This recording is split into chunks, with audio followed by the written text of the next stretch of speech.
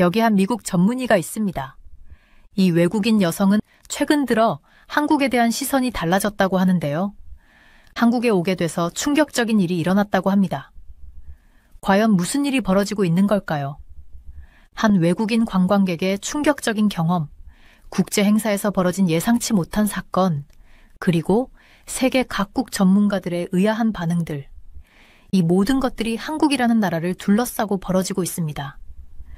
누군가는 이를 단순한 해프닝이라고 말하지만 또 다른 이들은 이것이 빙산의 일각에 불과하다고 주장합니다. 과연 진실은 무엇일까요? 한국의 숨겨진 이면, 그 실체에 한 발짝 더 다가가 보겠습니다. 안녕하세요. 저는 아멜리아 베넷이라고 해요. 저는 의사입니다. 제 이야기를 하나 들려드리고 싶은데 이 모든 게 시작된 건 제가 어릴 적이었어요. 의사들로 가득 찬 집에서 자랐거든요. 부모님 두 분 다 유명한 외과 의사이셔서 제게 있어 의학은 단순한 직업이 아니라 우리 가족 생활의 큰 부분이었어요. 제가 8살쯤 되었을 때였어요. 부모님이 저를 그들이 일하는 병원에 데려가기 시작하셨는데 처음에는 지루할 줄 알았거든요. 그런데 완전히 반대였어요. 병원은 전혀 다른 세상 같았어요. 복도는 정말 깨끗하고 비누 냄새가 났어요.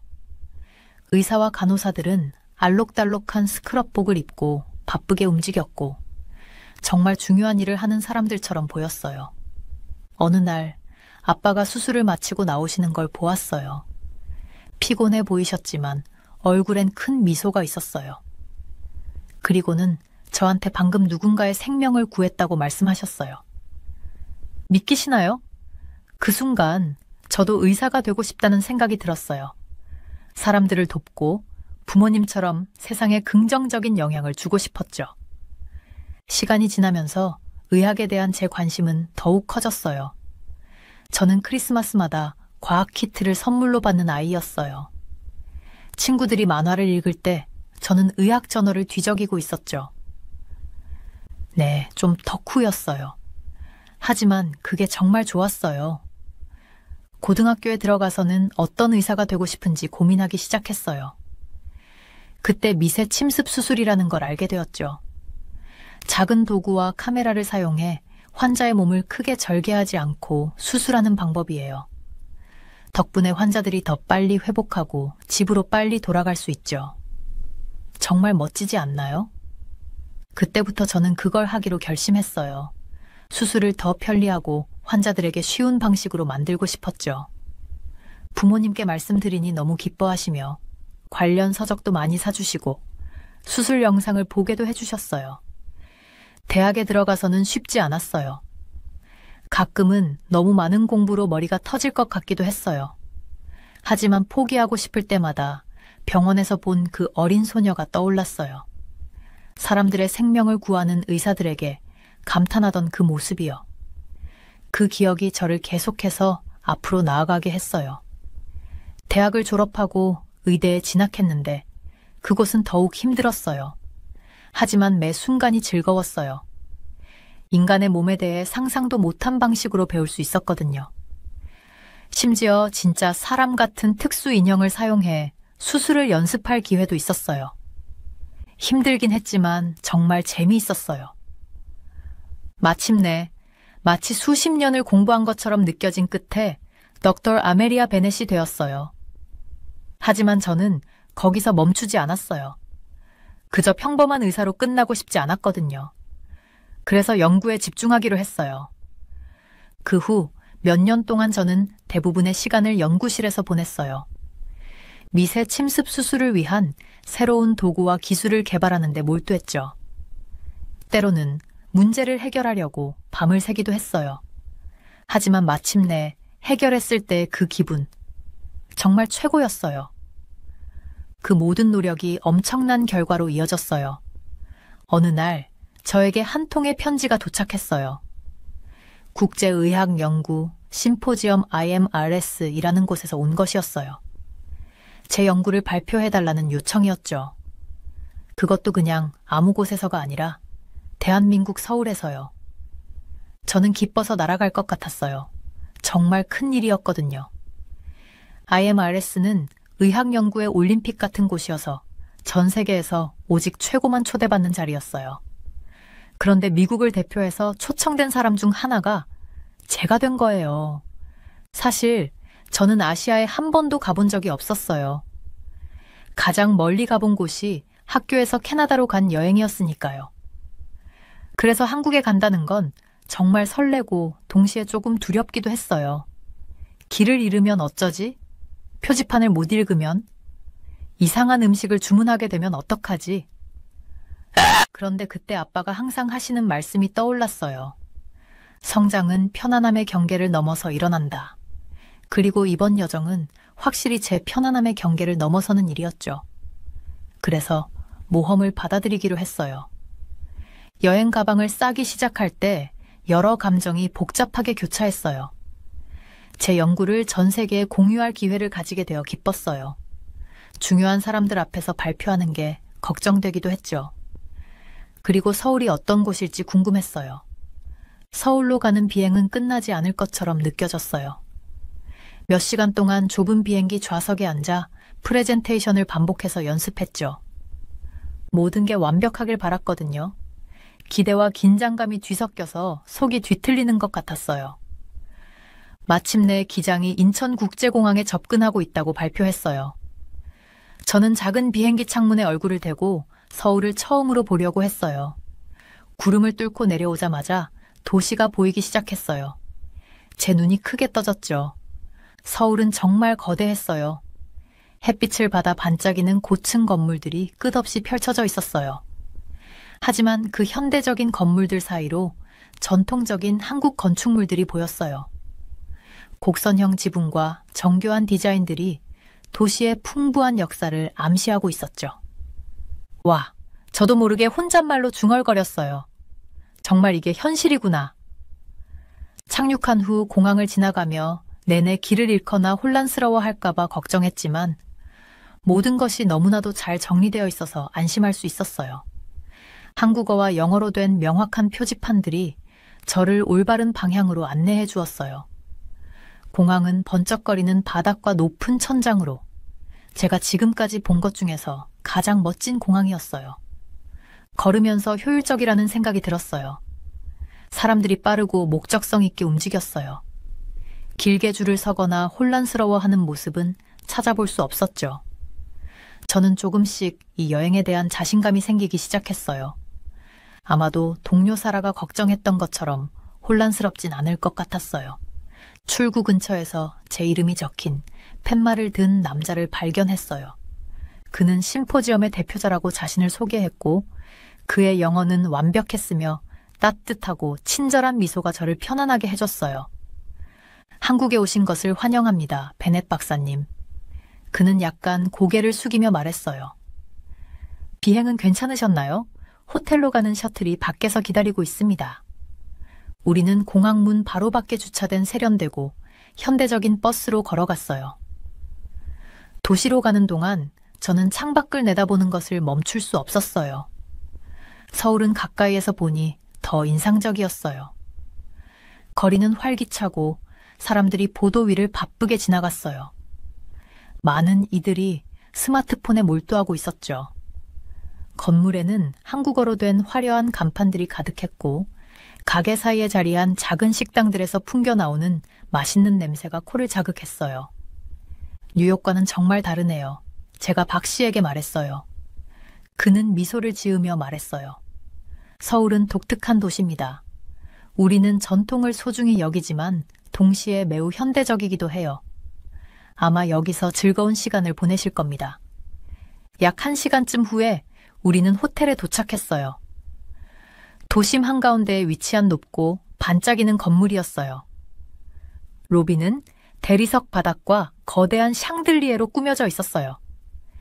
친절한 직원이 저를 체크인해주고 20층에 있는 제 방으로 안내해 주었어요.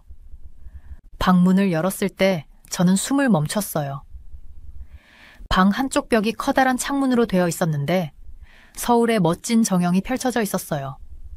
한강이 파란 리본처럼 도시를 가로지르고 있었고 멀리 남산 서울타워가 산 꼭대기에 자리 잡고 있는 게 보였어요. 해가 지기 시작하면서 도시가 반짝이는 불빛들과 넌사인으로 살아나는 모습을 볼 수 있었죠. 커다란, 편안해 보이는 침대에 그대로 쓰러지고 싶었지만 너무 흥분해서 잠을 잘 수가 없었어요. 이 도시에 대해 더 알아보고 싶었죠. 잠깐 상쾌하게 씻고 나서 근처를 걸어보기 위해 밖으로 나갔어요. 거리는 저녁을 즐기는 사람들로 붐볐어요. 전통적인 한국 식당을 지나쳤는데 색색의 음식들이 가득한 테이블을 둘러싸고 사람들이 모여있는 모습이 보였어요. 그 냄새는 정말 침이 고일 정도였어요. 익숙한 서양 체인점들인 스타벅스와 맥도날드도 보였어요. 가장 인상적이었던 것은 서울에서 오래된 것과 새로운 것이 공존하는 모습이었어요.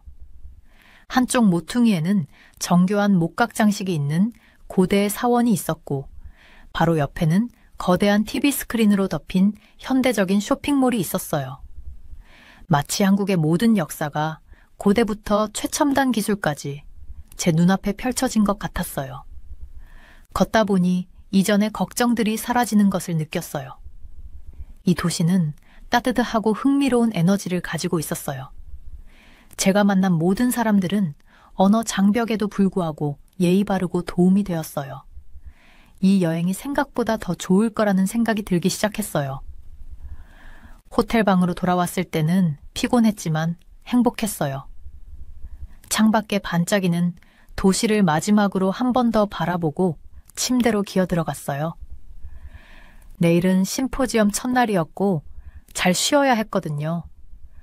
잠이 들기 직전 저는 여러 감정을 느꼈어요. 물론 제 프레젠테이션이 걱정되었지만 전 세계의 다른 의사들을 만나고 새로운 것을 배울 생각에 설레기도 했어요. 그리고 서울을 더 많이 경험할 생각에 기대되었어요. 어떤 일이 일어나든 잠에 들기 직전 생각했어요. 이건 절대 잊지 못할 모험이 될 거야. 심포지엄 첫날 아침, 저는 설렘과 긴장이 뒤섞인 기분으로 일찍 일어났어요. 호텔에서 간단히 아침을 먹고 가장 좋은 정장을 입고 행사장으로 향했죠. 컨벤션 센터는 크고 현대적이었고 유리벽으로 이루어져 있어서 햇빛이 가득 들어오더라고요.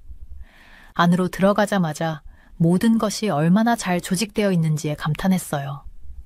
곳곳에 사람들이 올바른 방향으로 갈 수 있게 해주는 표지판이 있었고 친절한 직원들이 길을 잃은 사람들을 도와주고 있었어요.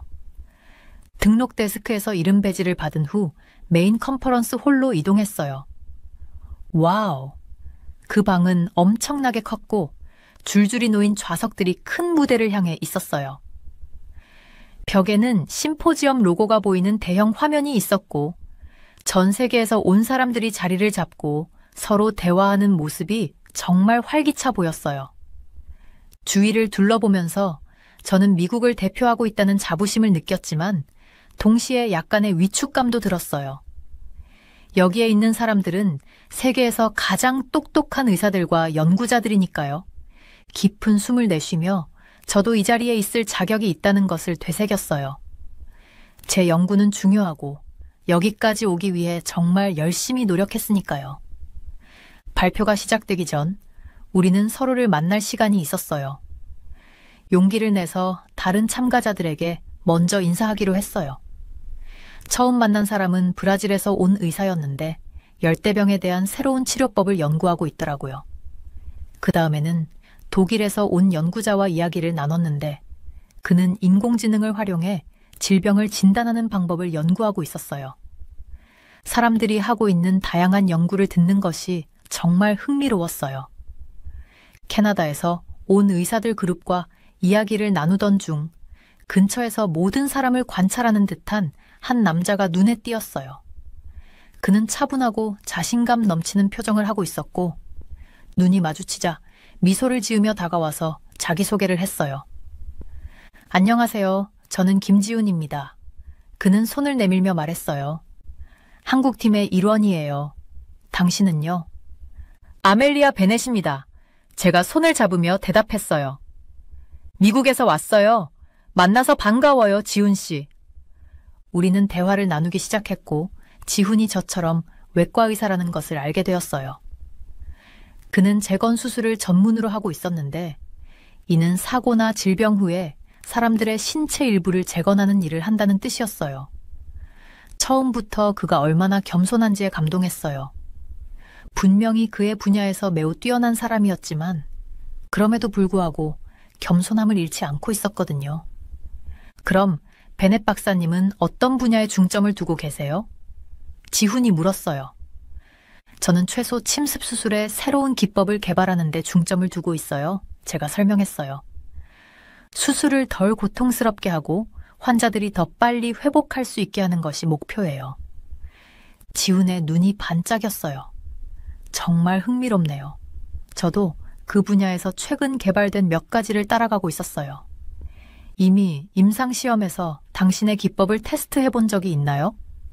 우리는 우리의 연구에 대해 깊이 있는 대화를 나누었어요. 지훈과 이야기를 나누는 것이 얼마나 쉬운 일인지 놀라울 정도였어요. 그는 사려 깊은 질문을 던졌고 저에게 새로운 시각으로 연구를 바라볼 수 있게 하는 통찰력을 제공했어요.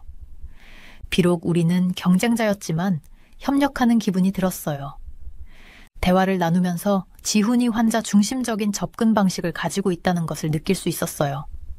그는 단순히 수술의 기술적인 측면뿐만 아니라 치료받는 사람들의 경험을 어떻게 하면 더 나은 방향으로 개선할 수 있을지에도 관심이 많았어요. 환자들을 진심으로 생각하는 것이 확실했죠. 그날 하루는 발표와 워크숍으로 가득 찼어요. 새로운 암치료법부터 응급의학의 발전에 이르기까지 모든 주제를 다루는 강연에 참석했어요. 그곳에 있는 전문가들의 수준이 엄청났어요. 저는 아이디어와 나중에 따라가야 할 질문들로 노트 한 페이지를 가득 채웠어요. 하나 확실히 느낀 점은 모두가 협력적이었다는 거예요. 비록 우리 모두가 각자의 연구를 발표하고 있었지만 사람들은 기꺼이 아이디어를 공유하고 서로 배워가고 있었어요. 어느 나라에서 왔든 어떤 연구 분야에 있든 모두가 의료를 개선하려는 공통된 목표 아래 하나가 되었어요. 하루가 끝나고 많이 걷고 서 있느라 발이 아팠지만 머릿속은 흥분으로 가득했어요. 너무나 많은 것을 배우고 많은 흥미로운 사람들을 만났어요. 호텔 방으로 돌아가는 길에 이 놀라운 행사에 참여할 수 있게 되어 감사한 마음이 들었어요. 지훈과 나눈 대화와 한국팀의 다른 참가자들이 떠올랐어요.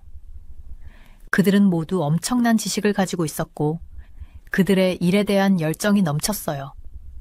서울에 오기 전에 가졌던 의구심이 조금 부끄러워졌어요. 이 행사는 정말 잘 조직되었고 한국팀은 분명히 세계적인 수준이었어요. 그날 밤 저는 잠자리에 들면서 다양한 감정이 교차하는 것을 느꼈어요.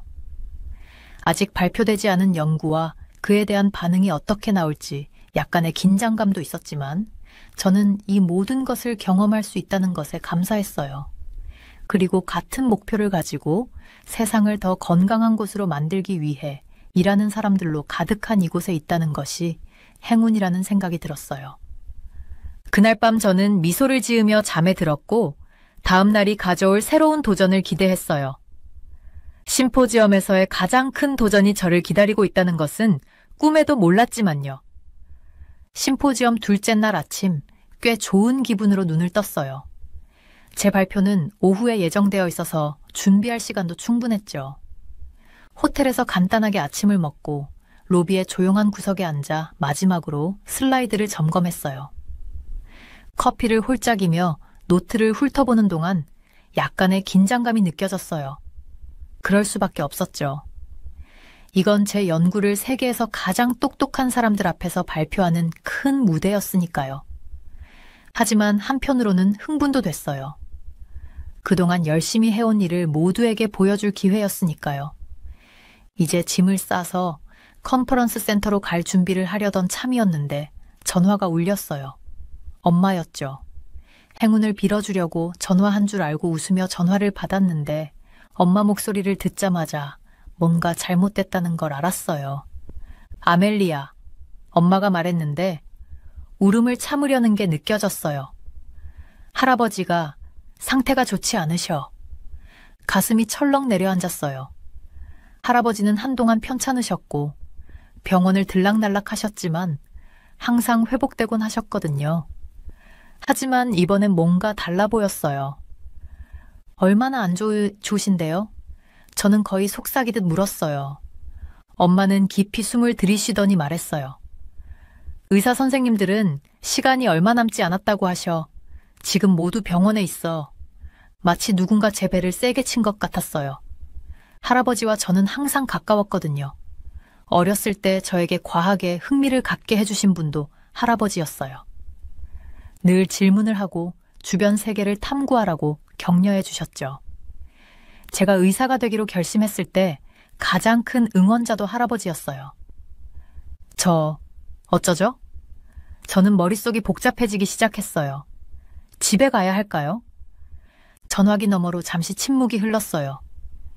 얘야, 할아버지는 네가 여기서 발표하는 걸 보고 싶어 하실 거야. 너 심포지엄에 간다고 했을 때 너무 자랑스러워 하셨어. 엄마 말이 맞다는 걸 알았지만 그렇다고 해서 마음이 더 편해지는 건 아니었어요. 가족과 함께하지 못하고 할아버지께 작별 인사를 하지 못할지도 모른다는 생각에 마음이 찢어질 듯 했어요. 생각해 볼게요. 결국 그렇게 말했어요.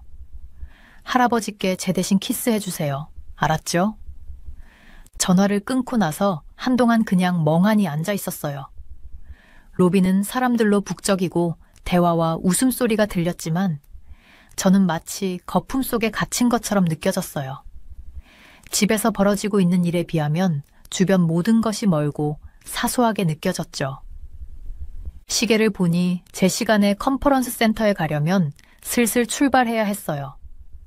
하지만 일어서려는 순간 어지럼증이 밀려와 테이블을 잡고 겨우 몸을 지탱했어요. 머리가 온통 뒤죽박죽인데 과연 발표를 할 수 있을지 걱정이 됐어요. 컨퍼런스 센터로 가는 길은 온통 흐릿했어요. 밝은 햇살, 서울의 분주한 거리소리가 기억나긴 하지만 마치 TV 화면 속 장면을 보는 것처럼 현실감이 없었어요. 센터에 도착했을 때 조용한 구석을 찾아 발표에 집중하려 했어요. 하지만 슬라이드를 볼 때마다 할아버지 생각밖에 나지 않았어요.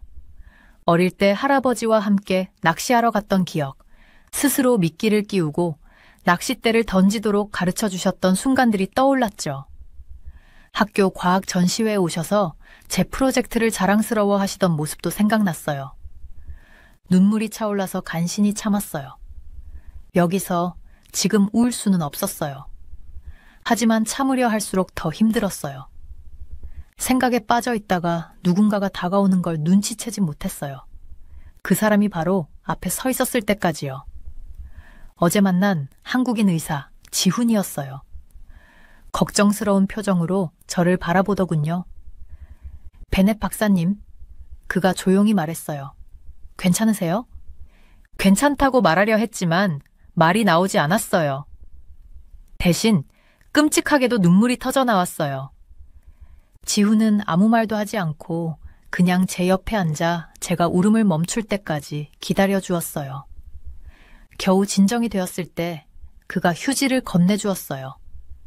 정말 죄송해요. 눈물을 닦으며 말했어요. 집에서 안 좋은 소식을 들었거든요. 지훈은 동정 어린 눈빛으로 고개를 끄덕였어요. 말씀해 주시겠어요? 그리고 북적이는 컨퍼런스 센터 한가운데에서 저는 할아버지가 편찮으신 일, 할아버지가 제게 얼마나 소중한 분이신지, 발표를 위해 남아 있어야 할지, 가족과 함께 있어야 할지, 갈등하고 있는 제 마음을 모두 털어놓았어요. 지훈은 조용히 제 이야기를 들어주었어요. 그의 얼굴에는 연민이 가득했어요. 이야기가 끝나자 잠시 침묵이 흐른 후 그가 입을 열었어요. 정말 힘드시겠어요. 그가 말했어요. 그래서 마음이 그렇게 복잡하시군요. 무엇을 해야 할지 모르겠어요. 솔직히 털어놓았어요. 발표가 1시간 뒤인데 도저히 정신을 집중할 수가 없어요. 지우는 잠시 생각하더니 제안했어요. 우리 슬라이드를 함께 검토해 볼까요? 연구 이야기를 나누다 보면 잠시라도 걱정을 덜 수 있을지도 몰라요. 망설였지만 결국 고개를 끄덕였어요. 그 외에 할 수 있는 일이 없었으니까요.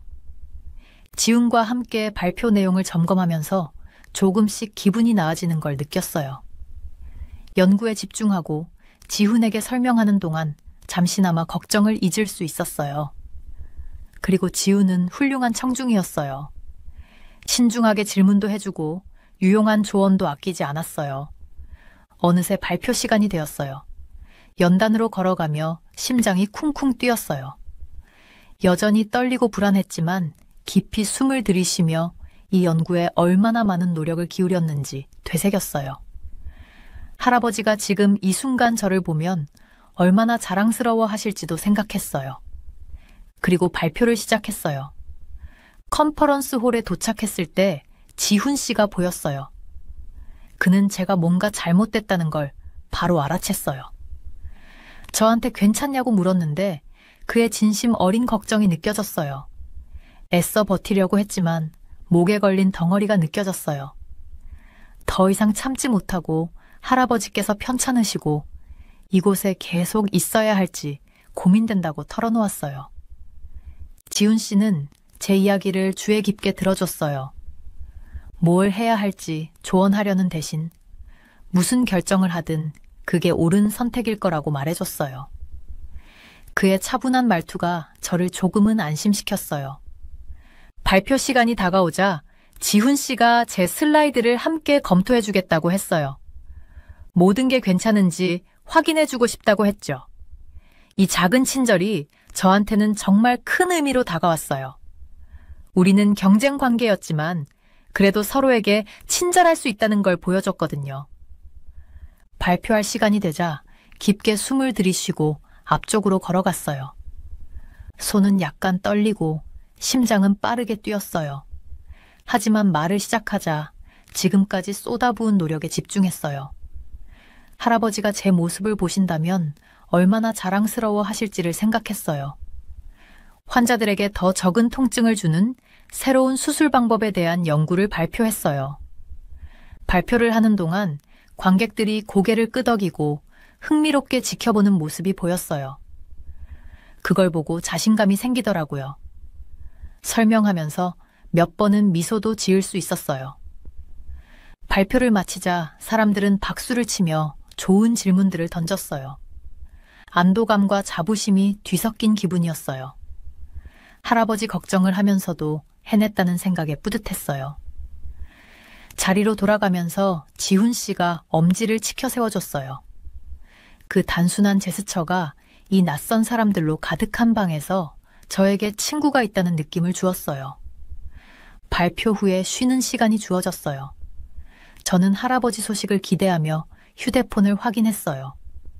엄마에게서 메시지가 왔는데 할아버지 상태가 안정적이라고 했어요. 조금은 안심이 됐지만 여전히 할아버지 곁에 있고 싶다는 생각이 들었어요. 쉬는 시간에 지훈 씨가 저를 찾아왔어요. 그는 제 발표가 훌륭했고 제 연구가 많은 사람들에게 도움이 될 수 있다고 말했어요. 우리는 연구와 고향에서의 삶에 대해 더 이야기를 나눴어요. 저는 지훈 씨에게 딸이 있는데 그녀도 의사가 되려고 생각 중이라는 걸 알게 됐어요. 그와의 대화는 이 크고 낯선 도시에서 제가 혼자가 아니라는 느낌을 주었어요. 시간이 흐르면서 다른 발표들을 들었어요. 그중 몇 가지는 제가 한 번도 생각해 본 적이 없는 주제들이었어요. 이 학 분야의 새로운 아이디어들을 듣는 건 정말 흥미로웠어요. 저는 많은 노트를 작성하며 이런 아이디어들을 제 연구에 어떻게 활용할 수 있을지 고민했어요. 하루가 끝나갈 무렵 모든 발표자들을 위한 저녁 식사가 열렸어요. 저는 지훈 씨와 다른 나라에서 온 의사들과 함께 앉았어요. 우리는 하루 중 가장 인상 깊었던 부분에 대해 이야기하며 왜 우리가 의사가 되었는지에 대한 이야기도 나눴어요. 서로 다른 곳에서 왔지만 결국 모두가 사람들을 돕고 싶다는 같은 목표를 가지고 있더라고요. 저녁 식사 중에 휴대폰이 진동했어요. 엄마에게서 또 다른 메시지가 왔는데 할아버지께서 깨어나셨고 저를 찾으셨다고 했어요.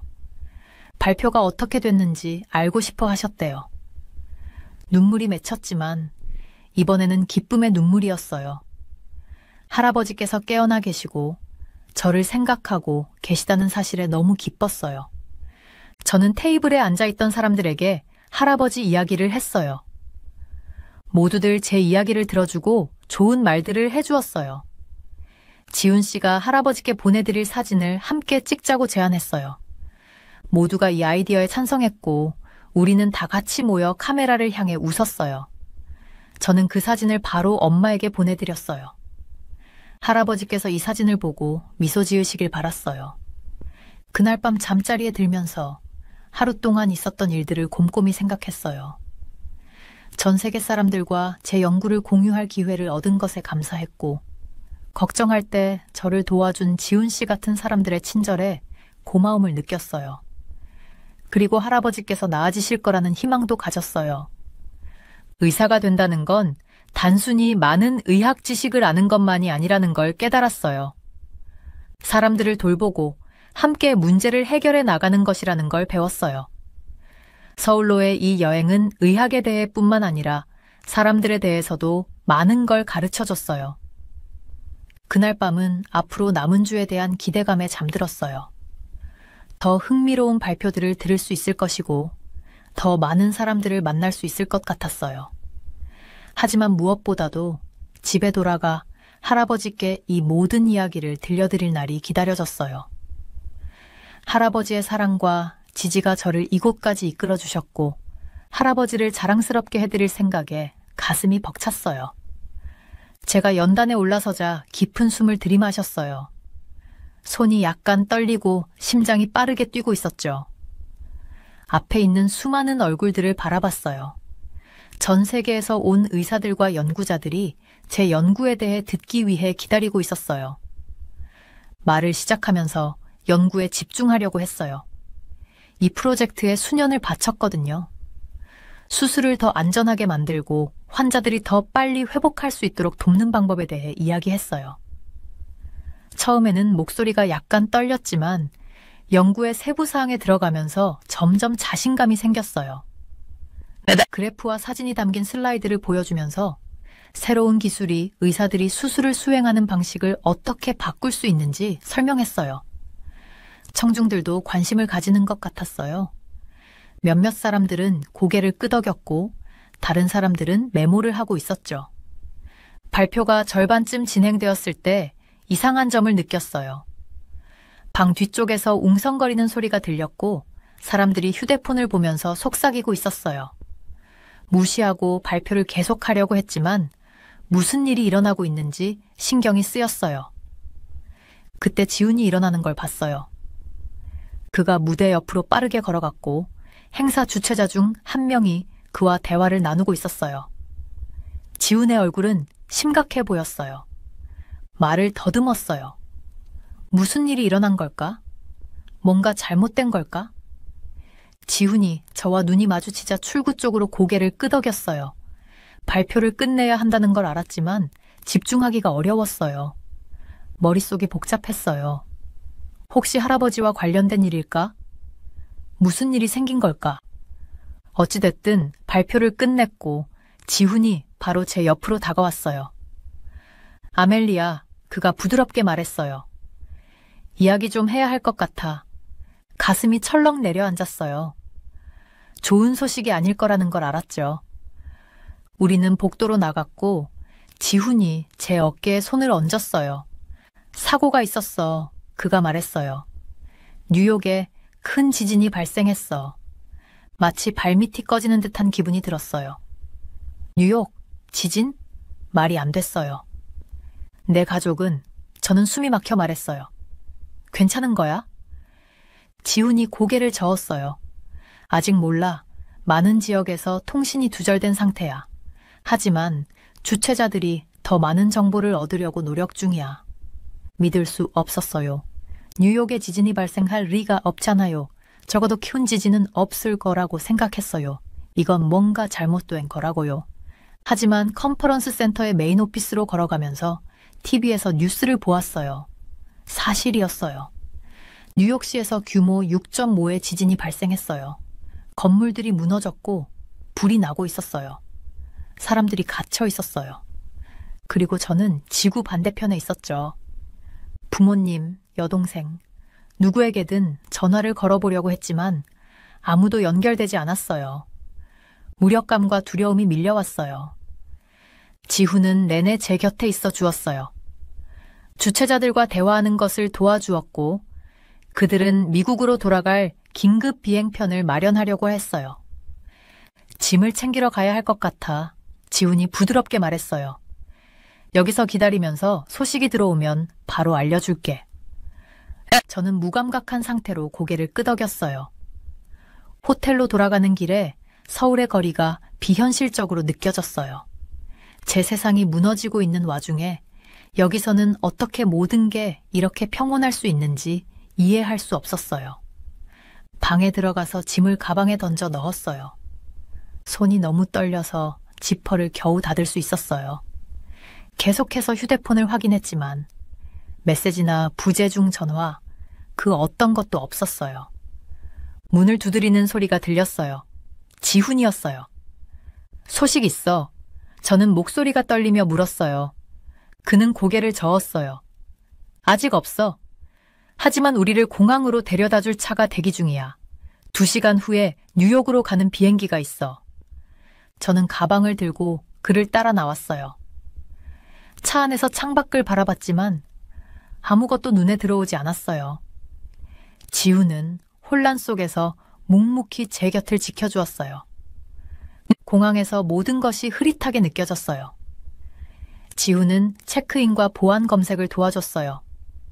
게이트 앞에 서서 그에게 말했어요. 고마워. 저는 눈에 눈물이 고였어요. 네가 도와주지 않았으면 어떻게 했을지 모르겠어. 지훈은 부드럽게 미소 지었어요. 친구라면 당연한 거야. 그가 말했어요. 그리고 아멜리아, 기억해. 너는 강해. 무슨 일이 일어나도 잘 헤쳐나갈 거야. 비행기에 탑승하면서 두려움과 결심이 뒤섞인 감정을 느꼈어요. 뉴욕에 도착했을 때 무엇을 마주하게 될지 몰랐지만 그곳에 있어야만 했어요. 가족을 위해, 우리 도시를 위해. 비행기가 이륙하면서 다시 지구 반대편으로 돌아가는 길이었어요. 불확실한 미래를 향해 가는 것이었지만 제가 가장 필요한 곳으로 가고 있었어요. 비행기가 하늘로 올라가면서 창밖을 내다봤어요. 서울의 불빛이 점점 멀어져 갔어요. 지난 며칠을 떠올렸어요. 모든 것이 얼마나 빠르게 변했는지. 저는 이곳에 제 연구를 발표하고 경력을 쌓으러 왔어요. 이제 그 모든 것이 중요하지 않게 느껴졌어요. 제 머릿속엔 가족들 생각뿐이었어요. 그들은 안전할까? 집은 무사할까? 병원에 있는 할아버지는 어떨까? 눈을 감고 빠르게 뛰는 심장을 진정시키려고 했어요. 지훈이 말했던 것을 기억했어요. 저는 강하다고요. 이겨낼 수 있을 거예요. 뉴욕에 도착했을 때 영원히 변해버린 도시와 마주하게 될 것을 알고 있었어요. 하지만 그 도시는 제 도시였어요. 그리고 저는 할 수 있는 모든 것을 다할 준비가 되어 있었어요. 여기 유럽에 한 환경 전문가가 있습니다. 그녀는 최근 국제 행사에 참석했다가 충격적인 경험을 하고 돌아왔다고 합니다. 한국 대표단과 같은 숙소에 머물게 된 그녀는 처음에는 불편함을 감추지 못했습니다. 아시아 국가들은 환경에 신경 쓰지 않는다는 고정관념 때문이었죠. 하지만 며칠 동안 한국 팀과 가까이 지내면서 그녀는 점점 더 혼란스러워졌습니다. 그들이 보여주는 모습은 그녀가 알고 있던 한국의 이미지와는 너무나도 달랐기 때문입니다. 대체 무슨 일이 있었던 걸까요? 그녀가 겪은 충격적인 진실은 무엇이었을까요? 오늘의 이야기를 시작합니다. 제 이름은 페트라 스보보다이고 저는 슬로바키아 출신의 환경 엔지니어예요. 저는 어릴 때부터 지구를 보호하는 것에 열정이 있었어요. 어렸을 때부터 자연을 사랑했고 우리가 자연을 잘 보호해야 한다고 생각했어요. 그래서 이 직업을 선택한 이유도 세상을 더 깨끗하고 푸르게 만들기 위해서였어요. 저는 어떤 나라들이 환경을 잘 보호하는지 어떤 나라들이 그렇지 않은지 꽤 잘 안다고 생각했어요. 제 머릿속엔 모든 게 정리돼 있었어요. 유럽과 북미, 그들은 나름 괜찮다고 생각했어요. 하지만 아시아, 저는 그들이 환경을 전혀 신경 쓰지 않는다고 확신했어요. 특히 한국에 대해서는요. 저는 한국이 오로지 빠르게 성장하고 돈을 버는 데만 관심이 있다고 생각했어요. 자연을 보호하는 것에는 전혀 관심이 없다고요. 그래서 파리올림픽에 특별팀의 일원으로 초대받았을 때 정말 흥분됐어요. 우리의 임무는 올림픽이 얼마나 친환경적으로 진행되는지 조사하는 것이었거든요. 정말 멋지게 들렸어요. 파리를 구경하고 스포츠 경기를 보고 환경을 위해 중요한 일을 할 수 있다니 정말 기대됐어요. 하지만 걱정이 되는 소식을 들었어요. 우리가 한국 올림픽 팀과 같은 건물에 머물게 된다는 거였어요. 가슴이 철렁했어요. 아, 이거 정말 끔찍하겠구나 라는 생각이 들었어요. 지저분한 복도, 시끄러운 이웃, 그리고 재활용이나 에너지 절약 같은 건 전혀 신경 쓰지 않는 사람들이 떠올랐어요. 파리로 떠날 짐을 싸면서 계속 상황이 얼마나 안 좋을지에 대해 생각했어요. 혹시라도 한국팀이 시끄러울까봐 귀마개도 추가로 챙겼어요. 한국 사람들이 그런 거 신경 안 쓸 거라 생각하고 재사용 가능한 물병과 장바구니도 챙겼어요. 비행기에서 제 친구 마리아 옆에 앉았어요. 그녀도 저처럼 파리에 가는 걸 매우 기대하고 있었어요. 하지만 제가 걱정하던 걸 그녀에게 말했을 때 그녀는 저를 이상한 눈으로 쳐다봤어요. 페트라, 그녀가 말했어요. 너 너무 편견을 가지고 있는 거 아니야? 한국에 가본 적도 없잖아. 그들이 어떤지 어떻게 알아? 제가 어깨를 으쓱했어요. 마리아, 제발. 다들 알잖아. 그들은 대기업과 빠른 차들만 신경 쓴다고. 아마 재활용도 안 할걸? 마리아는 고개를 저었지만 저는 더 논쟁하고 싶지 않았어요. 제가 옳다고 확신했거든요. 비행기가 파리에 가까워질수록 저는 좋은 것들에 집중하려고 했어요. 올림픽에 가는 거잖아요. 에펠탑도 보고 프랑스 페이스트리도 먹을 수 있어요. 게다가 환경을 위해 중요한 일도 하게 됐어요. 그게 진짜 중요한 거죠. 하지만 마음 한구석에는 한국 팀에 대한 불안한 느낌이 지워지지 않았어요. 그들이 시끄럽고 지저분하며 지구를 전혀 신경 쓰지 않는 모습을 상상했어요. 그들이 우리의 체류를 엉망으로 만들 거라고 확신했어요. 지금 돌아보면 제가 얼마나 어리석고 불공평했는지 알겠어요. 하지만 그 당시에는 이런 생각들이 모두 진심이었어요. 저는 환경을 잘 보호하는 좋은 나라와 나쁜 나라에 대해 다 안다고 생각했어요. 비행기가 착륙할 준비를 할 때 저는 깊게 숨을 들이쉬었어요. 자, 시작이네 생각했어요. 슬로바키아가 지구를 얼마나 신경 쓰는지 모두에게 보여줄 시간이야. 그리고 그 한국 사람들도 견뎌내야겠지. 하지만 제가 전혀 예상하지 못했던 일이 일어나려 했어요. 다음 몇 주 동안 저는 한국에 대해서, 환경에 대해서, 그리고 무엇보다 저 자신에 대해서 상상도 못했던 것들을 배우게 됐어요. 파리에 도착해서 비행기에서 내리자마자 더위가 벽처럼 훅 하고 밀려왔어요. 너무 더워서 정말 녹아내릴 것 같았어요. 파리 같은 현대적인 도시에서 이런 더위를 겪게 될 줄은 상상도 못했죠. 상황은 버스를 타고 숙소로 이동하면서 더 나빠졌어요. 그 버스는 오래되고 덜컹거렸을 뿐만 아니라 에어컨도 없었어요. 이 더위에 에어컨이 없다니 믿을 수가 없었어요. 창문도 꽉 닫혀 있어서 바람 한 점 들어오지 않았어요. 주위를 둘러보니 다른 대표들도 저처럼 불쾌해 보였어요. 모두 종이, 잡지, 심지어는 여권까지 사용해서 부채질하고 있었죠. 주변에서 사람들이 투덜대는 소리가 들렸어요. 한 여자가 이건 말도 안 돼 라고 말하더군요. 이런 환경에서 우리가 어떻게 일하라는 거야? 저도 동의하지 않을 수 없었어요. 파리에 온 게 잘못된 선택이었나 하는 생각이 들기 시작했어요. 숙소에 도착했을 때쯤 저는 땀으로 범벅이 되었어요. 옷이 몸에 들러붙고 머리카락은 이마에 찰싹 달라붙었죠. 빨리 방에 가서 시원한 샤워를 하고 싶었어요. 짐을 끌고 건물로 들어서는데 상쾌하고 에너지 넘치는 사람들 무리가 보였어요. 그들은 웃고 떠들면서 더위를 전혀 타지 않는 것 같았어요. 알고 보니 그들은 한국팀이었어요. 도무지 이해가 되지 않았어요. 어떻게 그들은 저렇게 편안해 보일 수 있을까요? 반면에 우리는 모두 녹아내리고 있었는데 말이죠. 제 안에 오래된 편견이 다시 고개를 들었어요. 저 사람들은 이런 날씨에 익숙하겠지라는 생각이 들었죠. 그 나라에서는 제대로 된 에어컨도 없겠지. 짜증과 우월감이 뒤섞인 감정이 들었어요. 저는 이렇게 더위에 시달리고 있는데 그들은 아무렇지도 않은 듯 보였어요. 이것이야말로 제가 한국에 대해 항상 생각해왔던 것들을 증명하는 것 같았어요. 한국은 편안함이나 환경을 신경 쓰지 않는 나라라는 것을요. 그 후 며칠 동안 제 불만은 점점 커졌어요. 제 방은 마치 오븐 같았고 에어컨은 거의 작동하지 않았어요. 작동할 때조차 죽어가는 고양이 같은 소리를 냈죠. 더위 때문에 밤에는 잠을 설쳤어요. 한편 한국팀은 항상 시원하고 침착해 보였어요. 그들은 절대 땀을 흘리거나 온도에 대해 불평하지 않았어요. 정말 미칠 노릇이었어요. 저는 어떻게든 더위를 식혀보려고 온갖 방법을 시도했어요.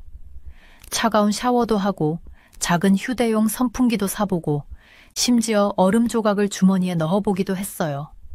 하지만 그 어떤 것도 오래 효과가 있진 않았어요. 어느 날 오후 복도에서 한국 대표 중 한 명과 마주쳤어요. 그녀는 저에게 미소를 지으며 인사했어요. 그들에게 어떻게 이런 더위에서도 잘 견디는지 물어보고 싶었지만 자존심이 허락하지 않았어요. 대신 고개만 끄덕이고 서둘러 지나쳤죠. 걸어가는데 그들의 팀룸에서 웃음소리가 들렸어요. 그들은 너무나 행복하고 여유로워 보였어요. 이런 환경에서 어떻게 저렇게 즐거워할 수 있는지 도무지 이해가 되지 않았어요. 그날 밤 덥고 답답한 방에서 잠을 청하면서 한국팀에 대한 생각을 멈출 수가 없었어요. 그들이 정말로 불편함에 익숙한 걸까요? 아니면 제가 모르는 뭔가를 알고 있는 걸까요? 생각이 꼬리에 꼬리를 물며 이어졌어요. 한편으로는 그들의 비밀을 알아내고 싶었지만 또 다른 한편으로는 한국 같은 나라를 무시해온 제가 그들이 우리보다 더 나은 뭔가를 하고 있을지도 모른다는 사실을 인정하고 싶지 않았어요. 마침내 잠이 들면서 내일은 이 미스터리를 파헤쳐보겠다고 결심했어요. 어떻게든 자존심을 꺾고 말이에요. 그들이 어떻게 이렇게 시원하고 차분하게 지낼 수 있는지 알아내야겠다고 마음먹었죠. 그때는 몰랐지만 이 발견이 제가 한국과 제 자신에 대해 알고 있다고 믿었던 모든 것을 바꾸게 될 줄은 상상도 못했어요. 다음 날 아침, 저는 결연한 의지로 일어났어요. 이 미스터리를 풀기로 마음먹었어요. 비록 자존심을 삼켜야 한다고 해도요. 옷을 입으며 제가 무엇을 발견하게 될지 마음의 준비를 했어요. 과연 한국에 대한 제 고정관념이 맞을까요? 아니면 뜻밖의 놀라움을 맞이하게 될까요? 이 단순한 조사가 제가 믿어왔던 모든 것에 도전하는 여정의 시작이 될 거라는 것을 전혀 예상하지 못했죠. 방을 나서며 한국팀이 있는 곳으로 발걸음을 옮기는데 호기심과 긴장감이 뒤섞인 감정이 밀려왔어요. 과연 어떤 것을 발견하게 될까요? 그리고 더 중요한 것은 제 세계관이 뒤집힐 준비가 되었을까요? 더는 못 참겠었어요. 파리의 더위는 정말 견딜 수가 없었거든요. 우리 방은 마치 오븐처럼 뜨거웠고 저는 옷이 땀에 젖어버렸어요. 에어컨은 작동하지 않았고 창문을 열어도 더운 공기만 들어왔죠. 밤새 뒤척이면서 잠을 잘 수가 없었어요. 아침이 되어서 겨우 일어나 아침 식사를 하러 갔어요. 슬로바키아 팀의 다른 멤버들도 저만큼 힘들어 보였어요. 우리는 모두 냅킨으로 부채질을 하면서 거의 음식을 먹지 못했죠. 이건 정말 말도 안 돼. 제가 투덜댔어요. 이런 상황에서 우리가 어떻게 일을 해요? 제 팀원인 안나도 고개를 끄덕였어요. 맞아. 난 내 인생에서 이렇게 불편했던 적이 없었어. 우리가 이렇게 불평을 하고 있는데 뭔가 이상한 걸 발견했어요. 한국팀이 들어오는데 그들은 아주 상쾌해 보였어요. 웃으면서 이야기하는 모습이었죠. 더위에 시달리는 우리와 달리 그들은 아무렇지 않은 것처럼 보였어요. 어떻게 저렇게 멀쩡해? 제가 안내게 속삭였어요. 우리처럼 더위에 시달리지 않는 거야? 안나는 어깨를 으쓱했어요. 아마도 그들이 더위에 익숙해서 그런 걸까? 저는 찡그렸어요. 그게 말이 안 된다고 생각했거든요. 한국의 여름도 덥기는 하지만 이 정도는 아니잖아요. 뭔가 수상했어요. 아침 식사 후에도 그 생각을 떨칠 수가 없었어요. 한국 팀이 어떻게 그렇게 잘 버티는지 궁금했어요. 알아내야겠다는 생각이 들었죠. 저는 작은 조사를 해보기로 했어요. 한국 팀이 일상 활동을 위해 떠나기를 기다렸다가 그들의 층으로 몰래 내려갔어요. 네, 비윤리적이라는 거 알아요. 하지만 더위에서 벗어날 방법을 찾고 싶었거든요. 그들의 방에 가까이 다가갔을 때 뭔가 이상한 것을 느꼈어요. 복도 공기가 달랐어요. 더 시원하고 신선했죠. 호기심이 더 커졌어요. 잠시 그들의 문 앞에서 망설이다가 용기를 내서 문을 두드렸어요. 대답이 없었어요. 천천히 문 손잡이를 돌렸어요. 놀랍게도 잠겨있지 않았어요. 문을 밀고 들어갔을 때 시원하고 상쾌한 공기가 저를 반겼어요. 마치 사막 한가운데서 오아시스를 찾은 기분이었어요. 이게 뭐야? 제가 중얼거리며 주변을 둘러봤어요. 그때 그것을 봤어요. 방구석에 세련되고 현대적인 장치가 있었어요. 작은 여행 가방 크기 정도였고 전면에는 디지털 디스플레이가 있었어요. 시원한 공기가 그 장치에서 나와 방을 채우고 있었어요. 더위에서 벗어날 수 있었죠. 저는 더 가까이 다가가 그 장치를 살펴봤어요. 제가 본 어떤 에어컨과도 달랐어요. 벽에 통풍구도 없고 외부에 큰 압축기도 없었어요. 그저 작고 효율적으로 보이는 기계 하나뿐이었죠. 제가 그 장치에 대해 생각하고 있을 때 복도에서 목소리가 들렸어요. 당황스러웠어요. 그들의 방에서 몰래 조사하다가 들킬 수는 없었죠. 서둘러 방을 빠져나와 제 층으로 돌아왔어요. 머릿속은 생각으로 가득 찼죠. 저 장치는 도대체 뭐지? 어떻게 이 더위에서 그렇게 잘 작동할 수 있는 걸까? 왜 한국팀만 저걸 가지고 있는 거지? 이 질문들이 하루 종일 제 머릿속을 맴돌았어요. 다른 것에 집중할 수가 없었어요. 호기심이 저를 잡아먹을 것만 같았죠. 결국 그날 저녁에 저는 더 이상 참을 수가 없었어요. 자존심을 버리고 그냥 직접 물어보기로 했어요. 저는 저녁 식사 중에 한국팀의 친절한 멤버 중 한 명인 재원에게 다가갔어요. 저기, 재원 씨, 저는 자연스러운 척하며 말했어요. 다들 더위를 잘 견디는 것 같아서요. 비결이 뭐예요? 재원은 미소를 지었어요. 아, 알아차리셨군요. 비밀이라기보다는 저희는 한국에서 직접 냉각 장치를 가져왔어요. 저는 눈이 휘둥그레졌어요. 방에 있는 그 작은 장치가요? 그게 여러분을 시원하게 해주는 거예요? 그가 고개를 끄덕였어요. 네, 한국에서 개발된 새로운 친환경 냉각 시스템이에요. 기존 에어컨보다 에너지를 훨씬 적게 사용하면서도 더 잘 작동해요. 저는 깜짝 놀랐어요. 하지만 어떡해요? 저는 환경공학자인데 그런 걸 본 적이 없어요. 재원의 눈이 빛났어요. 아, 공학자세요? 그럼 잘 됐네요. 작동 원리를 설명해 드릴까요? 저는 신나서 고개를 끄덕였어요. 제가 품고 있던 의심과 편견은 그 놀라운 기술 앞에서 모두 사라졌어요. 그 후 1시간 동안 재원은 그들의 냉각 시스템에 대해 자세히 설명해줬어요. 첨단 재료와 스마트한 디자인을 활용해 유해한 냉말 없이도 효율적으로 공기를 식히는 장치였어요. 휴대 가능하고 에너지 효율이 뛰어나며 극한의 더위에서도 작동할 수 있어서 이런 상황에 딱 맞는 기술이었죠. 저는 여러 감정이 교차했어요. 이 놀라운 기술에 대한 흥분, 한국의 혁신에 대한 존경, 그리고 깊은 부끄러움이었어요. 저는 한국이 환경기술에서 뒤처졌을 거라고 생각했어요. 그들이 저에게 가르칠 수 있는 게 있을 거라고는 생각하지 않았죠. 그런데 그들이 우리의 모든 노력을 무색하게 하는 해결책을 가지고 있는 거예요. 그날 밤 여전히 땀을 흘리며 불편하게 침대에 누워 있었지만 그 생각을 멈출 수가 없었어요. 얼마나 많은 것들을 내가 잘못 생각했을까? 내가 잘못 판단한 것들이 얼마나 많을까? 저는 제 편견이 단지 불공평했을 뿐만 아니라 저를 뒤처지게 했다는 것을 깨달았어요. 내가 모든 걸 알고 있다고 생각함으로써 새로운 것들을 배울 기회를 스스로 차단한 거예요. 잠에 들기 전에 저는 결심했어요. 앞으로는 열린 마음을 가지기로요. 누구에게서든 배우겠다는 자세로 그 사람이 어디 출신이든 상관없이 말이에요. 이것이 제가 새로운 이해를 향해 나아가게 된 여정의 시작에 불과했다는 걸 그때는 몰랐어요. 한국팀의 놀라운 냉각장치를 발견한 후로는 그 생각을 멈출 수가 없었어요.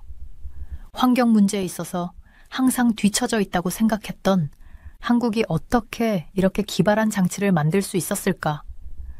더 알아봐야겠다고 마음먹었어요. 다음 날 아침, 저는 한국 선수들과 이야기를 나누기로 결심했어요. 처음에는 긴장됐어요. 혹시 그들이 저와 이야기하고 싶어 하지 않으면 어쩌지? 제 영어가 부족하다고 생각하면 어쩌지? 하지만 깊이 숨을 들이쉬고 아침 식사 중 그들의 테이블로 걸어갔어요. 안녕하세요. 친근하게 들리도록 노력하며 말했어요. 저는 슬로바키아에서 온 페트라라고 해요. 혹시 그 냉각장치에 대해 여쭤봐도 될까요? 놀랍게도 그들은 아주 기쁘게 이야기를 나누었어요. 그들은 민중화, 수연이라고 소개했어요. 민주는 훌륭한 영어를 구사하며 그 장치가 친환경 기술에 중점을 둔 한국 회사에서 개발한 것이라고 설명했어요. 한국에서는 항상 더 지속 가능한 방법을 찾고 있어요. 민준이 말했어요. 이 냉각장치는 열을 흡수하는 특수재를 사용해요. 일반 에어컨처럼 정이나 화학물질이 필요 없어요. 저는 놀라움을 감출 수 없었어요. 한국이 친환경 기술에서 이렇게 앞서 있는지 전혀 몰랐어요. 라고 솔직히 말했어요. 수연은 미소를 지었어요. 많은 사람들이 몰라요. 하지만 한국에서는 환경 문제를 아주 심각하게 다루고 있어요. 며칠이 지나면서 저는 한국팀과 더 많은 시간을 보내게 되었어요. 그들은 매우 친절하고 자신들의 나라에 대해 이야기하는 것을 좋아했어요. 저는 한국이 세계에서 가장 엄격한 재활용법을 가지고 있다는 것을 알게 되었어요. 그들은 저에게 한국 도시들이 자동차 사용을 줄이기 위해 녹지 공간과 대중교통으로 설계되었다고 말해줬어요.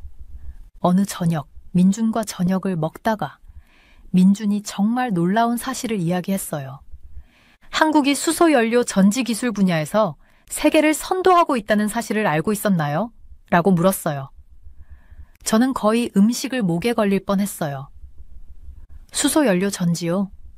그건 최첨단 기술 아닌가요?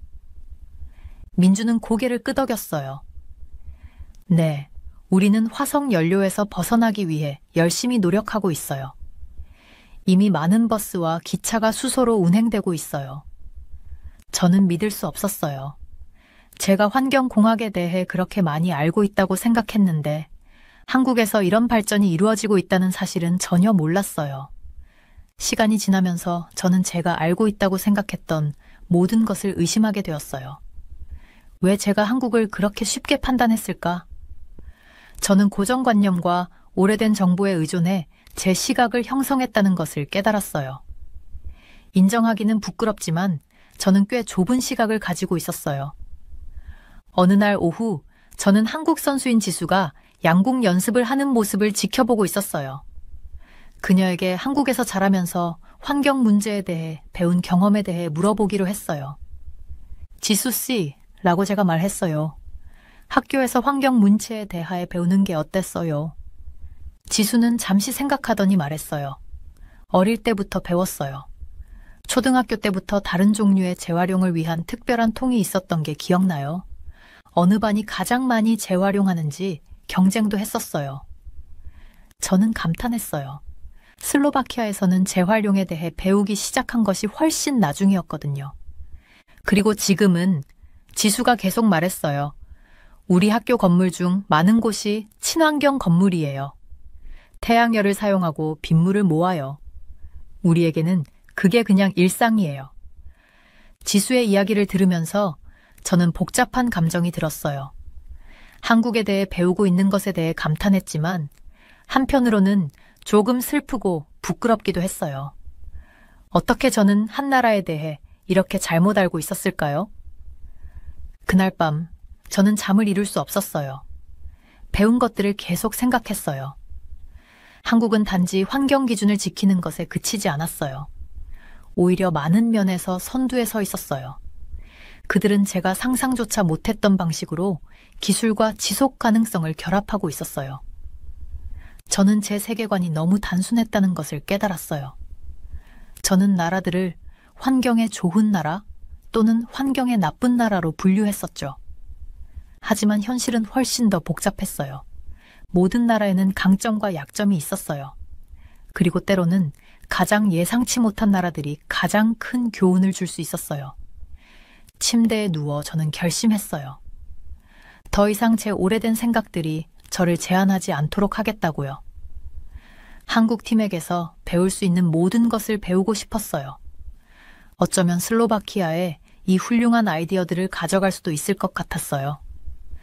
파리에 도착한 이후 처음으로 저는 미래에 대한 설렘을 느꼈어요. 또 어떤 것들을 발견하게 될지 기다려졌어요. 그리고 제 시야를 넓혀준 한국 친구들에게 감사했어요. 새로운 가능성의 세계를 열어줘서요. 지훈이라는 한국 엔지니어 중 한 명이 저를 그들의 팀 발표에 초대했을 때 저는 정말 믿을 수가 없었어요. 우리가 무엇을 준비했는지 한번 봐주셨으면 좋겠어요. 지훈은 따뜻한 미소를 지으며 말했어요. 그 순간 저는 설렘과 긴장감이 뒤섞인 기분이 들었어요. 만약 제가 모든 것을 잘못 생각하고 있었다면 어쩌죠? 다음 날 저는 회의실로 들어갔어요. 다양한 나라에서 온 사람들로 가득 차 있었어요. 앞쪽에 자신감 넘치는 모습으로 서 있는 한국팀이 보였어요. 자리에 앉자 방이 시원하고 쾌적하다는 걸 느꼈어요. 또 다른 친환경 냉방 장치일까요? 지훈이 연단에 올라갔어요. 여러분 환영합니다. 오늘은 한국의 녹색 미래로의 여정을 공유하게 되어 기쁩니다. 불이 꺼지고 영상이 시작되었어요. 영상에는 번화한 도시와 높은 빌딩들이 나왔는데 뭔가 달랐어요. 도처에 나무들이 있었어요. 옥상, 보도, 심지어는 빌딩 벽면에서도 나무가 자라고 있었죠. 한국에서는 자연과 도시가 공존할 수 있다고 믿고 있습니다. 지훈이 설명했어요. 우리의 녹색 도시 이니셔티브는 도시를 살아 숨쉬는 생태계로 변모시켰습니다. 저는 흥미진진하게 몸을 앞으로 기울였어요. 영상에는 자전거 전용 도로에서 자전거를 타는 사람들, 전기버스가 조용히 거리를 달리는 모습, 그리고 야외에서 즐거운 시간을 보내는 가족들로 가득한 공원이 나왔어요. 제가 상상했던 오염되고 혼잡한 한국과는 전혀 다른 모습이었죠. 다음으로 그들은 에너지에 대해 이야기했어요. 재생 가능 에너지 분야에서 큰 진전을 이루었습니다. 또 다른 팀원인 수진이 말했어요. 태양광 패널과 풍력 터빈이 이제 우리나라 에너지의 상당 부분을 공급하고 있습니다. 그들은 저를 놀라게 만든 그래프와 차트를 보여주었어요. 한국의 재생 가능 에너지 사용량은 최근 몇 년 동안 급증하여 슬로바키아를 포함한 많은 유럽 국가들을 능가했어요. 하지만 저를 정말 놀라게 한 건 그들이 냉방 기술에 대해 이야기하기 시작했을 때였어요. 제가 그들의 방에서 본 것과 같은 기술이었죠. 우리의 친환경 냉방 시스템은 기존 에어컨의 에너지의 일부만 사용합니다. 지훈이 설명했어요. 이 시스템은 극심한 더위에서도 효율적으로 작동하며 유해한 배출물이 없어요. 저는 목이 메는 느낌을 받았어요. 그동안 저는 한국이 환경 보호에서 뒤처져 있다고 생각했어요. 하지만 여기서 보니 그들은 여러 면에서 선도적인 역할을 하고 있었어요. 발표가 계속될수록 저는 점점 작아지는 기분이 들었어요. 그들은 재활용 프로그램, 해양 정화 활동, 그리고 재조림 프로젝트에 대해 이야기했어요. 각 주제는 마치 파도처럼 제 오랜 신념을 휩쓸어 갔어요. 불이 다시 켜졌을 때 저는 눈을 깜빡이며 제가 본 모든 것을 이해하려 애썼어요. 주변 사람들은 박수를 치며 흥분한 채로 대화를 나누고 있었어요. 저는 그저 멍하니 앉아 있었죠. 사람들이 대부분 떠난 후 저는 지훈에게 다가갔어요. 손이 약간 떨리고 있었어요. 정말 대단했어요. 저는 겨우 속삭이듯 말했어요. 지훈이 얼굴이 환해졌어요. 매움에 드셨다니 정말 기뻐요. 우리는 우리나라를 대어 지속 가능하게 만들기 위하여 열심히 노력했습니다. 저는 깊게 숨을 들이쉬었어요. 고백할 게 있어요. 제가 말했어요. 여기 오기 전에 한국과 환경에 대해 꽤 부정적인 생각을 가지고 있었어요. 여러분 나라가 지속 가능성에 신경 쓰지 않는다고 생각했거든요. 그가 화를 내거나 기분이 상할 거라고 생각했지만 대신 그는 이해하는 듯 고개를 끄덕였어요. 우리는 짧은 시간 안에 많은 발전을 이뤘습니다. 그가 말했어요. 여전히 많은 사람들이 한국에 대한 오래된 인식을 가지고 있어요. 그래서 저희는 우리의 발전을 알리는데 열정적입니다. 우리는 거의 1시간 동안 대화를 나누었어요. 지훈은 한국의 환경 이니셔티브에 대해 더 많은 이야기를 들려주었고 저는 슬로바키아의 문제들을 공유했어요. 그것은 제가 가져온 일방적인 판단이 아닌 진정한 아이디어의 교환처럼 느껴졌어요. 작별 인사를 하면서 지훈은 작은 USB 드라이브를 저에게 건네주었어요. 여기에는 우리 프로젝트에 대한 추가 정보가 들어있어요. 그가 말했어요. 슬로바키아에도 도움이 될 만한 것이 있을지도 몰라요. 저는 드라이브를 꼭 쥐고 있었어요. 그 안에는 단순한 데이터 이상의 것이 담겨 있었어요. 제가 배우고 변화한 것의 상징이었어요. 그날 밤 방으로 돌아와서 잠을 잘 수가 없었어요. 머릿속은 제가 본 것과 들은 것들로 가득했어요. 제 이전의 태도에 대해 부끄러움을 느꼈지만 동시에 미래에 대한 기대감으로 가득 차 있었어요. 저는 노트북을 열고 고향에 있는 동료들에게 이메일을 쓰기 시작했어요. 한국에 대해 배운 것들을 믿지 못할 거예요. 이렇게 시작했어요. 제가 타이핑을 하면서 이건 단순히 정보를 공유하는 것이 아니라는 걸 깨달았어요. 제가 잘못 생각했음을 인정하고 새로운 아이디어를 받아들이는 과정이었어요. 저는 대담한 제안으로 이메일을 마무리했어요. 우리는 한국의 환경 기업들과 협력하는 것을 고려해야 합니다. 그들은 놀라운 일들을 하고 있으며 우리가 배울 점이 많습니다. 이메일을 전송하고 나니 어깨에서 무거운 짐이 내려가는 듯한 기분이 들었어요. 제 여정은 끝나지 않았어요. 오히려 이제 시작인 셈이었죠. 하지만 이제 저는 한국을 문제로 보는 대신 더 나은, 더 친환경적인 세상을 만드는 데 있어서 동반자로 보게 되었어요. 그날 밤 저는 얼굴에 미소를 띤 채 잠자리에 들었어요. 다음 날이 어떤 날이 될지 기대가 되었어요. 또 어떤 놀라운 일들과 교훈이 저를 기다리고 있을까요? 비행기가 브라티슬라바에 착륙했을 때 파리로 떠난 지 몇 주 만에 완전히 달라진 사람이 된 느낌이었어요. 머릿속엔 배운 것들로 가득 차서 빨리 집에 있는 사람들에게 다 말해주고 싶었거든요. 공항을 걸어가면서 더운 공기 때문에 고생하는 관광객들이 눈에 띄었어요. 예전 같았으면 그냥 지나쳤거나 우리나라의 오래된 에어컨을 탓했겠지만 이제는 여기서도 한국의 그 냉방장치를 사용할 수 있을까라는 생각이 들더라고요. 집에 도착하자 고양이 마일로가 평소처럼 야옹거리며 저를 맞아줬어요.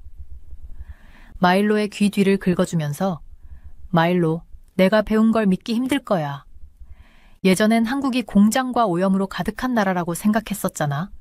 정말 큰 오해였어. 라고 말했어요. 다음 날 회사로 돌아갔어요. 동료들이 제 책상 주위에 모여서 올림픽에 대해 듣고 싶어 했어요. 그런데 스포츠 이야기를 하기보다는 한국의 놀라운 환경 프로젝트들에 대해 말하게 되더라고요. 직접 봤어야 했는데 라며 눈을 반짝이며 말했어요. 도시 한가운데에 있는 멋진 도시, 농장들이 있어 회사 옥상에서 신선한 채소를 따는 모습을 상상해봐. 상사인 노박 씨는 회의적인 표정을 지으며 그거 참 좋긴 한데 페트라, 우리 슬로바키아엔 어떻게 도움이 될까? 라고 물었어요. 저는 미소를 지었어요. 제가 배운 걸 보여줄 기회였거든요. 우리가 탄소 발자국을 줄이려고 얼마나 애쓰고 있는지 기억하시죠? 한국에서는 지하철 터널에서 나오는 열을 이용해 겨울에 인근 건물들을 따뜻하게 하더라고요. 브라티슬라바의 트램 시스템에도 비슷한 걸 적용할 수 있을 것 같아요. 제가 말하는 동안 동료들이 눈빛에서 점점 더 많은 관심이 보였어요. 심지어 노박 씨도 감탄하는 것 같았죠. 다음 몇 주 동안 저는 한국의 아이디어를 슬로바키아에 어떻게 적용할 수 있을지 연구에 몰두했어요. 파리에서 만난 한국 엔지니어들에게 연락했더니 그들도 기꺼이 지식을 공유해줬어요. 어느 날 늦게까지 일하고 있는데 노박 씨까지 책상에 다가왔어요. 페트라, 라고 그가 말했어요. 처음엔 회의적이었는데 내가 가져온 아이디어들이 정말 대단해. 이 한국 혁신들을 구현하는 새로운 프로젝트를 네가 이끌어보는 건 어때? 귀를 의심했어요. 제가 프로젝트를 이끈다고요? 그것도 한국에서 영감을 받은 프로젝트를? 한 달 전만 해도 누가 이런 말을 했다면 비웃었을 거예요. 그날 저녁집으로 가는 길에 전에 한 번도 눈에 띄지 않았던 한국 식당을 지나쳤어요. 풍겨오는 냄새가 너무 좋아서 그냥 지나칠 수가 없었어요. 저녁을 먹기로 했죠. 파리에서 처음 맛본 비빔밥을 먹으며 스스로 얼마나 많이 변했는지 생각하니 웃음이 나왔어요. 한국 음식을 먹고 한국에서 영감을 받은 프로젝트를 계획하고 심지어 한국어 몇 마디도 배워볼까 생각하고 있다니. 파리 첫날 한국 팀 근처에 머물러야 한다는 생각에 짜증을 냈던 그 순간이 떠올랐어요. 이제는 그들에게 새로운 가능성의 세계를 열어준 것에 대해 감사하다고 말하고 싶더라고요. 그날 밤 잠자리에 들기 전 거울 속에 제 모습을 봤어요. 겉모습은 같았지만 그 안에 있는 사람은 정말 많이 변했더라고요. 슬로바키아를 떠날 땐 편견에 가득 차 있었는데 돌아올 땐 열린 마음과 새로운 아이디어들로 가득 찬 사람이 되어 있었어요. 잠에 들기 전 앞으로 있을 흥미로운 프로젝트들을 생각했어요. 한국 친구들의 도움으로 슬로바키아를 더 푸르고 지속 가능한 나라로 만드는 모습을 빨리 보고 싶었어요. 그리고 언젠가 저도 한국에 직접 갈 수 있을지 모른다는 생각이 들었어요. 그 생각만으로도 웃음이 나왔죠. 한국이 가고 싶은 마지막 나라라고 생각했다가 이제는 방문을 꿈꾸게 되다니 정말 놀라운 여정이었어요. 파리에서 가져온 가장 소중한 것은 멋진 도구나 친환경, 도시들에 대한 지식만이 아니었어요. 때로는 가장 좋은 교훈이 예상치 못한 곳과 사람들로부터 온다는 것을 깨달았어요. 잠에 들면서 스스로에게 약속했어요. 항상 열린 마음을 가지자고, 배우는 것을 멈추지 말자고, 그리고 모든 나라와 문화가 우리에게 가르쳐줄 소중한 무언가를 가지고 있다는 것을 기억하자고요. 제 모험은 끝났지만 여러 면에서 이제 막 시작된 것 같았어요.